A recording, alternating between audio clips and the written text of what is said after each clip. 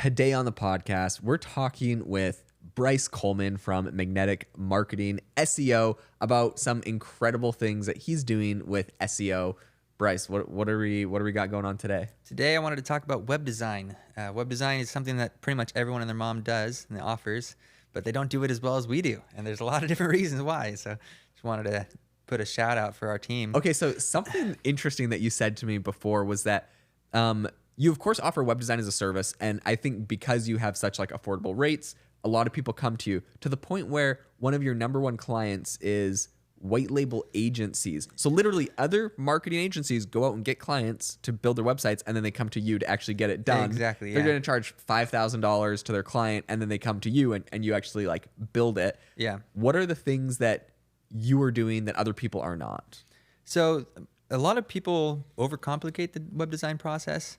Like if you go into web design Facebook groups and then see someone's charging only $500, they're going to crap on them a ton and say, oh, web design takes a month to do properly. Yeah. Like bullcrap, man. Yeah. It doesn't take that long.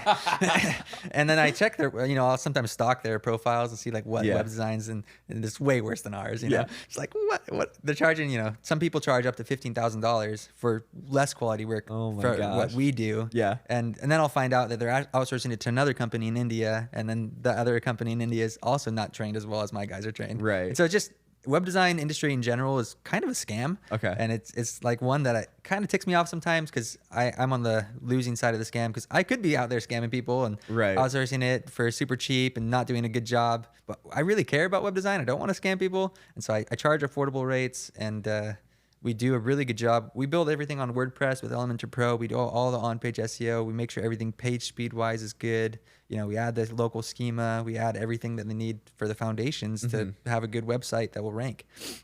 What are some of the things you do? Because I also use WordPress and Elementor for like forever, for everything I've ever built. And when I discovered Elementor, it was like life-changing. It's so good. Yeah. Oh my gosh. Compared to what WordPress used to be. Yeah. WordPress literally should just have built that in, but whatever. Yeah. My question for you is, what do you do to keep the page speed on your WordPress Elementor sites fast? Because I feel like in the past, I don't know if this is today, in the past, WordPress has been a little bit slow sometimes. Yeah. So what are you doing about that? So actually, the issue with Elementor that I'm having is it does get bloated pretty quickly. The plugins add on a lot of bloat and load time. Images can be heavy. YouTube, if you don't embed the YouTube video or something, then it slows down the site a lot. But a lot of it is just image optimization, making sure that the hosting is fast itself. If you have a really crappy shared hosting, you're never going to get a good page speed. And then just not overloading the site with graphics. Like if you have a ton of animations and a ton of photos that are heavy and you need to compress all of those photos. Yeah. There's different plugins for that. And I've written some guides on that I can link later on and specifically how to do each one of those steps. But actually the thing that I'm switching, I'm always testing different products and because the market's always changing, free market economy. Yeah. And the one I like the most right now is actually called Bricks Builder. Okay. So we're still primarily using Elementor Pro because my designers are absolute pros at it. Right. Yeah, I've trained a lot of people on, and we've got thousands of hours of designing on Elementor Pro. But I'm currently making the transition from Elementor Pro to Bricks. What's the big motivation for that? The biggest thing is Bricks is like a little bit more simplified. So the design-wise, it's a new company. It's only been around for, I think, a year now. Okay. But the idea was people who know CSS and who know coding can use Bricks and make it as customized as they want. Oh, interesting. And it's just super, super lightweight. Okay. So like you can get even just a design. You can add as many heavy images and it's still going to load quickly, even if you don't do the normal page speed optimization stuff. And so there's a lot of room for error. Like, obviously we don't want to mess up and we're going to still do our normal page speed optimization tasks, even when we start building everything on Bricks. But sometimes if you get a lot of traffic to a website that we build on Elementor Pro, it'll start to slow down. Okay. And other, issues will slow down the website and we have to do maintenance to keep it quick and loading fast. But with Bricks, the sites I've made, and I've made really heavy sites and I've made really large sites, and the speed which I'm able to build it is almost the same as Elementor Pro, even though I've only been playing with Bricks for a week now. Really? And this page speed without any optimization is just killing Elementor. And so that's why we're making the switch finally to Bricks. Well, we'll still offer, we'll for our agencies that outsource to us, because we do a lot of white label web design. if they want to keep it on Elementor because they're trained on Elementor, we'll still build on Elementor.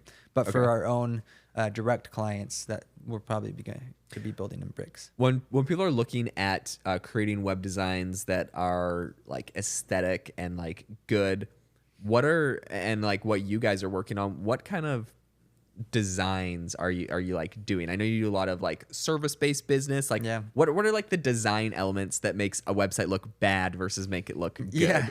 So there's a lot of things from both the design aspect and conversion rate optimization aspect that we have written guides for as well. So like one of the things for the design side is just the photos, how dark the photos are, the theme that you use, making sure that the buttons and you have to have a couple colors that work together. And if it doesn't work together, it's going to be horrible. And so a lot of the time they'll give us the brand and the logo information, and sometimes companies will have a branding guide, and that makes our job easier. If they don't, we'll just play with the different colors, find the shades that work really well.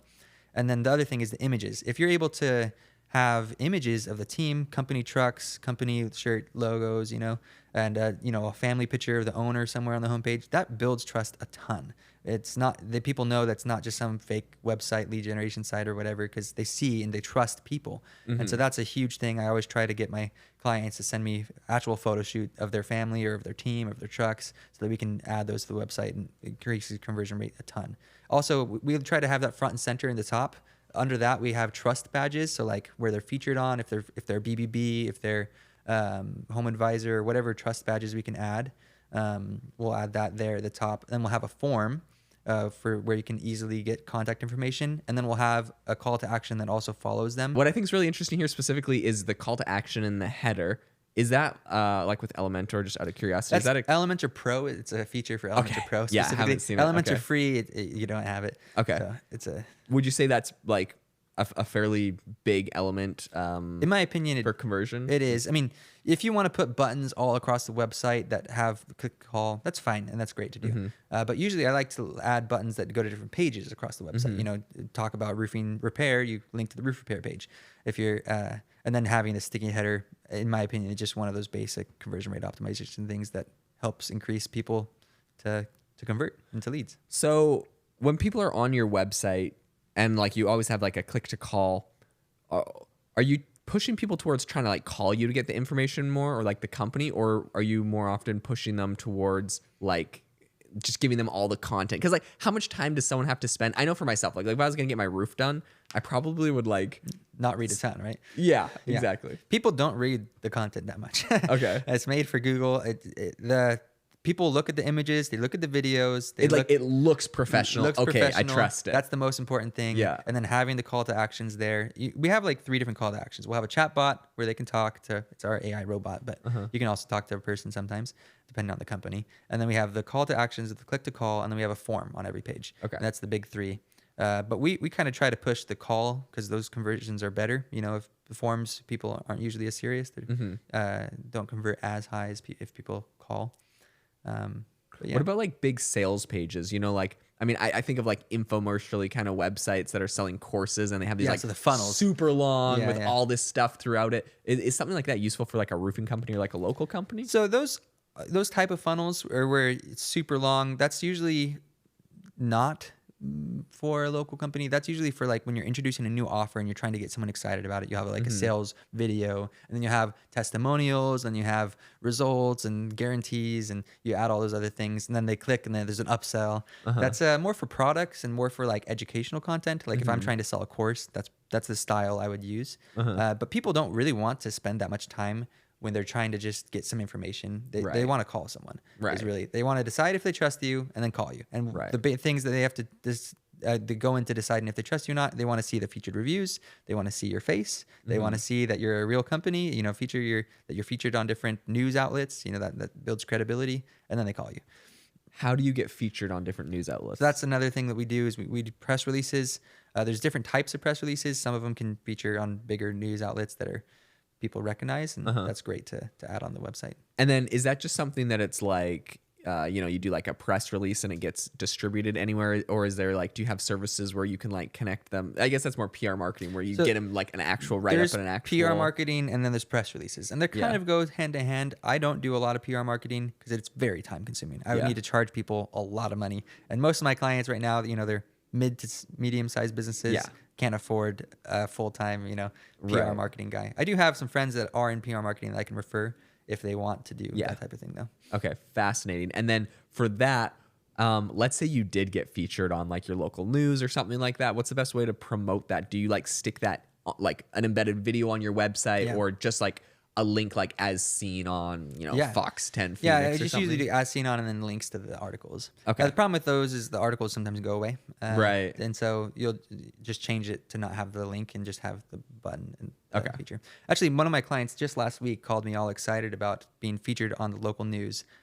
Because of the website, actually. We built them a really nice website, and they followed my advice. They sent me a bunch of team photos and photos of the company owners and stuff, and it looks really nice. It's called Apex Roofing. Okay. If you guys want to look it up in Georgia. It's Cool. a sick-looking website, and like the news people found their website and decided, hey, you guys look like a really nice family-owned company. We'd love to interview you. So they got on actual news.